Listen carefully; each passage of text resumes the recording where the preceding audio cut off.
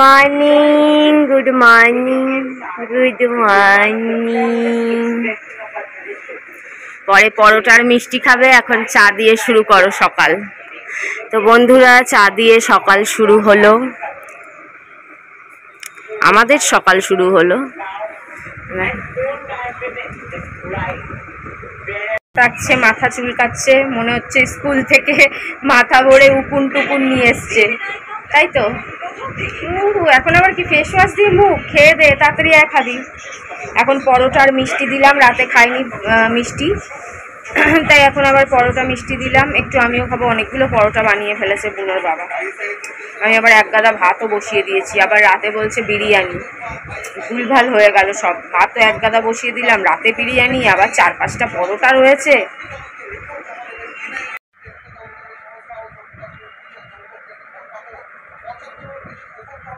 আমি ব্যাগটা ফেরত দিয়ে দিয়েছি। তোমরা জানো 7 দিনের মতন এক্সচেঞ্জ আর রিটার্ন অফার, রিটার্ন এক্সচেঞ্জের অপশান থাকে। তো এক্সচেঞ্জ তো করাবো না, রিটার্নই করিয়ে দিয়েছি, টাকাও চলে এসছে। কেননা ব্যাগটা না বড্ড ছোট, দেখতে look wise good. Black colour আমার ফেভারিট, অনেক মহিলারই ফেভারিট, বেশিরভাগই বলতে গেলে। লুক ওয়াইজ গুড, কিন্তু তোমার মজবুতও কম, টেকসইও কম হবে, আর জায়গাও প্রচণ্ড ছোট। এই দীঘার হয়তো 2 দিন হয়ে যেত, কিন্তু যদি ভবিষ্যতে কোথাও যাই তখন তো আমায় আবার ব্যাগ কিনতে হবে, কেন আমার কাছে তো রাখার জায়গা নেই যে আমি 10টা কিনে রাখবো, একটা ছোট, একটা মাঝারি, একটা বড়, একটা মেজো। মোটামুটি আমি একা গেলে যেটুকুনি জামা কাপড় লাগে, মানে আলাদা আলাদা যাকে নিয়েই যাই, বৈষ্ণবীকে নিয়ে যাই, যেভাবেই যাই, ব্যাগ তো আলাদা আলাদা হয়। তো অ্যাটলিস্ট এমন একটা ব্যাগ যাতে আমি পুরী গেলেও নিজের জামা নিতে পারি, দীঘা গেলেও নিজের জামা নিতে পারি। তো দেখা যাক কি ব্যাগ আসে। কোথায় গেলি? Good news, good news, good news. Shivam এই যাত্রায় উতরে গে, দেখো ওখান দিয়ে বুনোর বাবা কি হাসছে। জিজ্ঞেস করার খুব শখ ছিল, জিজ্ঞেস কর মানে বুনোর বাবা মনে মনে ভাবছিল ফেল করবে। আমার ছেলে পাশ করে গেছে, মাধ্যমিকে উতরে গেছে। তাই তোমাদের সবার আগে গুড নিউজটা দিয়ে দিলাম। না, সবার আগে না, মানে বুনোর বাবা আমরা জানার পরে।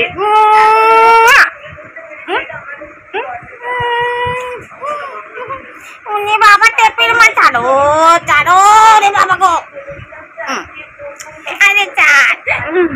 একটার পর একটা কাজ, কি আর যাবো, বৈষ্ণবীকে রেখে যে ব্যাংকে যাবো বলেছিলাম, কাজ আর শেষ হয় দেখো 2টো বাজে। একটার পর একটা কাজ করে যাচ্ছি এখনো। বুনোকে খাওয়াবো, বৈষ্ণবীকে চানে পাঠাবো ঠেলতে, জামা কাপড় ধোবো, চান করব, কখন খাবো। বুনোর আবার আজকে হেয়ার মানে লোম কাটা হবে, অনেক লোমগুলো মুখে ঢুকে যাচ্ছে, অনেক বেড়ে গেছে গরমের মধ্যে। বাবা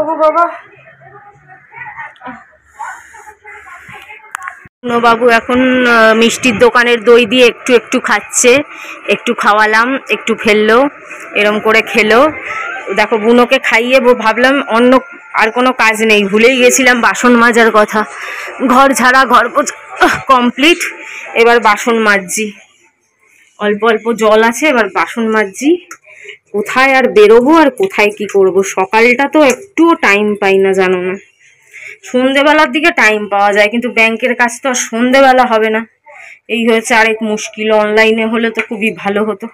এখন আবার এই এক গাদা বাসন মাজবো। ওই দেখো জল ভরেনি, 2:30 জল জল নেই। দেখো বুনোর বাবা না রোজ জল আনতে ভুলে যায়, জানো। তারা অন্য জায়গায় ফ্রিজে ঠান্ডা জল আছে, ওটা থেকে ভরতে হবে। তারা খেতে দিয়ে দিলাম।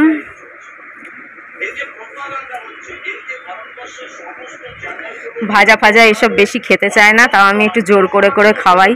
3টে চিকেন, আলুও খেতে চায় না, তাও খাওয়াই। দেখো এবার এটা লোভ দেবে বসে। জলমল কিচ্ছু নেই, বুনোর বাবা কিচ্ছু ব্যবস্থা করে না টাইম মতন। এলাম, বুনোর বাবা খেতে বসে গেছে, ঘড়িতে বাজে 3টে বাজতে 5, এখন আমার খাওয়া হয়নি, জল আসেনি। ওই দেখো সব খোলা করে রয়েছে, 1 ফোঁটা খাওয়ার জল নেই, জানো। এটা 2-4 দিন পরই এরকম ঘটতে থাকে।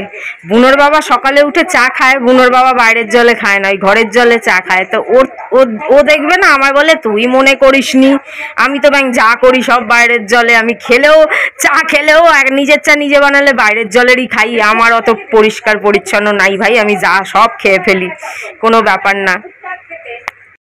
চলো ভাত আর খেলাম না, এখন বাজে 3টে, চিকেন 3 পিস, 2টো পরোটা আর একটু বরবটি আলু পেঁয়াজ ভাজা। পরোটা এবার শেষ, তাই 2টো খেয়ে শেষ করছি, রাতে দেখা যাবে কি হয়। মাংসও আছে, ভাতও আছে, বুনোর বাবার আর বুনোর ভাত আছে, আমাদের নেই, তা আমরা কি খাই দেখা যাবে। এখনো আসলো না জল, 3:30 বাজতে গেল, বুনোর বাবা এবার জল কিনতে গেছে। কি অবস্থা, মানে কি বলবো, প্রত্যেকবার এই কাণ্ড, বলি 2টো করে বোতল আনিয়ে রাখ, কোথায় রাখবো, জায়গা নেই, ও মুখ তো এত বড় ঘর, ওর নাকি জায়গা খুঁজে পাচ্ছে না কোথাও এনে রাখবে না এরকম। ভাগ্যিস ফ্রিজে একটা বোতল ঢোকানো ছিল, অনেক দিন ধরে ঢোকানো ছিল খাওয়ার জল ঠান্ডা, তো ওখান থেকে একটু মুখে দিতে পারলাম, নাহলে তো ভাত খেয়ে কেউ একটু জলই মুখে দিতে পারতাম না। 1 লিটার জল ছিল ভাগ্যিস ফ্রিজে ঢোকানো। আর আমার সব প্ল্যানিং ভুলভাল জানো তো। তখন রাগে মাগে মিশো থেকে যে ব্ল্যাক কালারের একটা 120 টাকা না 10 টাকা দিয়ে একটা হট প্যান্ট কিনেছিলাম না, মানে এমনি গেঞ্জি যেরকম হট প্যান্টগুলো থাকে, শর্ট প্যান্টগুলো, অনেকে শর্ট প্যান্ট অনেকে হট প্যান্ট যাই হোক বলে, রাগ করে ফেরত দিয়ে দিয়েছিলাম।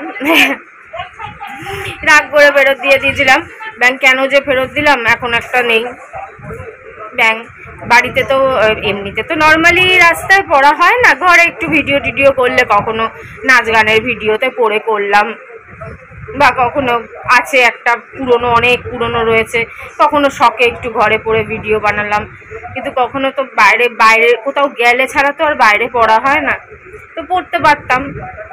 মিশো থেকে আগে অর্ডার দিলে এতদিনে চলেও আসতো, 1 ডে ডেলিভারিও কিছু নাই। ফ্লিপকার্টে 1 ডে ডেলিভারিতে যেগুলো দেখাচ্ছে সেগুলো প্রচুর দাম, 300, 400, 250, মিশোর মতন 120, 110 এরকম তো নাই। কি জ্বালা, এমনকি একটা গেঞ্জির পর্যন্ত নাই যে রুমে ঠুমে পরার মতন কিছু। কি ভুলভাল করি না আগে থেকে, কেন আনিয়ে রাখলাম না। ঠিক আছে, কি করব, এক একদিন বেরিয়ে একটা করে কিনবো, গিফটের মতন কিনে রাখবো, তারপরে যাব। আবার ব্যাগ ফেরত দিয়ে দিয়েছি। ও শিবম 2nd ডিভিশনে পাশ করেছে। আমি না ছোটবেলায় অনেকে বলতো ব্যাগ পেয়েছি, আমি তো বুঝতাম না, ছোটবেলায় ভাবতাম ব্যাগ পেয়েছে মানে ব্যাগ পেয়েছে, ব্যাগ। আমি মাকে বলতাম আমিও বড় হয়ে ব্যাগ পাবো, কি হাস, এখন ভাবছি যে আয় কি বোকামো। ওর বাবা দেখি জল নিয়ে আসলে একটু জল খাবো।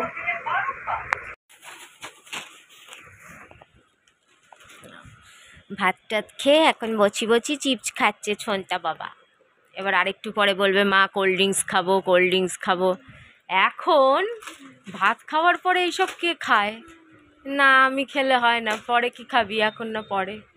পরে 1 গরস খেতে পারবি, 1 ঢোক খেয়ে যা। দেখো, গুড ইভিনিং বন্ধুরা। আর কি করব, রেডি হয়েই গেলাম। আমার মেয়ে এলে তো আমার ঘরে থাকার উপায় নাই, আমার পা চালু থাকতেই হবে। তো আমি রেডি হয়ে গেলাম। এবার দেখো, বললাম যে ওকে ভালো জামা নিয়ে আসতে, পুজোর সময় এত ভালো জামা কিনে দিই, আনার সময় যত বুড়োদের মতন ফ্রক, মনে হয় যেন দীঘায় না বিয়ে বাড়ি যাবে, কোথাও ঘুরতে যাবে না বিয়ে বাড়ি যাবে, বিয়ে বাড়ির মতন কতগুলো চিকচিকা ঝকঝকা পকপকা জামা, এগুলো কেউ পরে বলো তো? আর এই পিসিদের মাথায় কি বুদ্ধি আছে? সবাই তো জানে যে যাবে, তো দীঘাই যাক বা এখানে এসে যখন ঘুরতে যায়, তো সব কিছুর তো একটা আলাদা পোশাক আছে। বিয়ে বাড়ির মতন চুমকি লাগানো পুঁতি লাগানো জামা ফামা দিয়ে পাঠিয়ে দেয়। কি বলবো, পুজোতে এত সুন্দর জামা কিনে দিই, জিন্স কেনে, টপ কেনে, সেগুলো একটাও আনেনি। 1000 বার করে, এই না যে আমি বলে দেইনি। 2 দিন আগে রোজ যখনই ফোন করতে বলতাম ভালো জামাগুলো কিন্তু রাখবি, ভালো জামাগুলো। কী সব জামা নিয়ে এসছে, আমার ছোটোবেলার জামা, ফ্রক, এইসব নিয়ে এসছে। আচ্ছা চলে আয় জামাটা দেখাই, আয়। পিছিয়ে আটকে দেবো, আগে জামার ওপরটা তো দেখাই। এগুলো দীঘায় পরবে বলে নিয়ে এসছে, চকচকি ঝকঝকি বিয়ে বাড়ির জামা কাপড় বলো এই গরমের মধ্যে। তাও তো একটু বৃষ্টি হয়েছে বলে কম গরম আছে, কি গরম পড়বে। এটাও আমারই দেওয়া, জামাটা আমারই দেওয়া। তো যাই হোক দেখি কি করা যায়, বলেছিলাম তো যাব না, কিন্তু আর না গিয়ে উপায় আছে, ইচ্ছেও করছে না। প্রথমে খুব ইচ্ছা হচ্ছিল, এখন আর ইচ্ছা করছে না। বছর আগে পুজোতে কিনেছিলাম, তা আমি এই টপটাই পরে নিয়েছি আর জিন্স পরে নিয়েছি। ভাই আমার কাছে কমফোর্টেবল ওয়ার জিন্স আর টপ, সবচেয়ে কমফোর্টেবল জিন্স টপ আর ম্যাক্সি ড্রেস, এই দুটো আমার কাছে সবচেয়ে কমফোর্টেবল। আমি এই চুমকি চামকি না ছোটোবেলায় পছন্দ করতাম, না এখন করি, না মরার সময় করব, কোনো দিনই করবো না। তো যাই হোক হালকা মেকআপ আর আমি রেডি।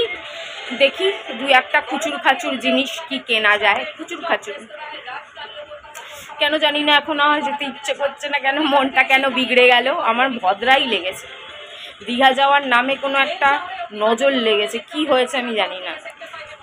ফাইনালি পৌঁছাতে পারলে না, রাস্তার মাঝখান দিয়ে আমি গায়েব হয়ে যাই, আমি জানি না।